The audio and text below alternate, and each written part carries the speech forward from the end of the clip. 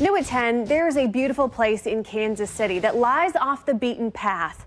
For decades, it's been forgotten. But as KCTV5's Nathan Vickers explains, local hikers and bicyclists will soon be able to blaze a trail to a once abandoned piece of KC history.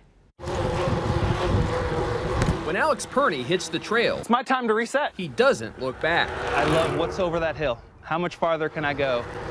He rides for miles and miles, every chance he gets. I have what I call an adventure bike. It's a love that's plain to see. This is me being married to my bicycles. And a love shared by many in Kansas City. You can't beat it. You can't beat the scenery. A spokesperson for Bike Walk KC, Eric Bunch has ridden almost the entire width of Missouri. I've ridden from Sedalia to St. Charles. On the Katy Trail, the nation's longest bike path built on abandoned railroad tracks.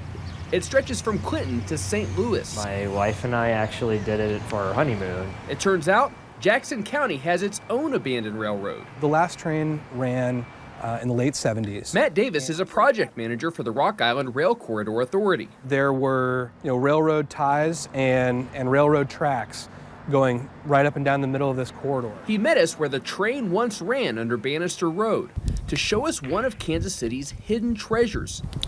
The Vale Tunnel. It's 30 feet tall and it's 453 feet long. The old train depot no longer stands here. For decades, the tracks have been overgrown with brush, forgotten. We found evidence of campfires and beer cans and things like that, obviously some graffiti inside. But after decades of wasting away in the shadows, the Vale Tunnel is about to start a new life, thanks to plans to build miles and miles of trail through the old Rock Island corridor. Our goal is to rehabilitate the tunnel and get it to where it's almost new again. The tunnel lies at the heart of 14 miles of new trail construction, parts of which will be completed later this year.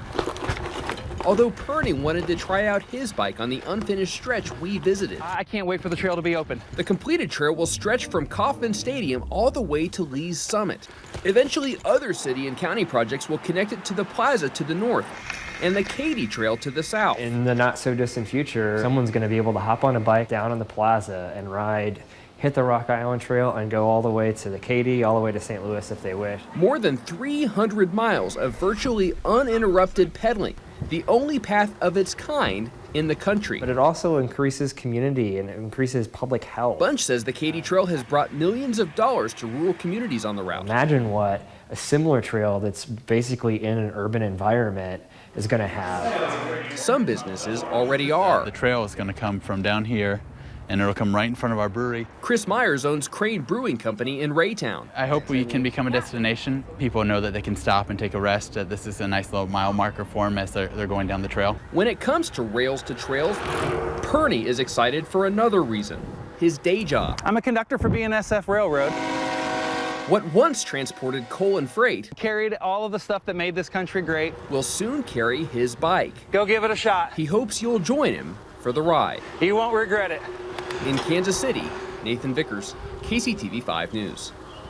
And the Rock Island Authority says that they are also interested in working with the KCATA to plan a public transit project along the corridor once the bike trail is complete.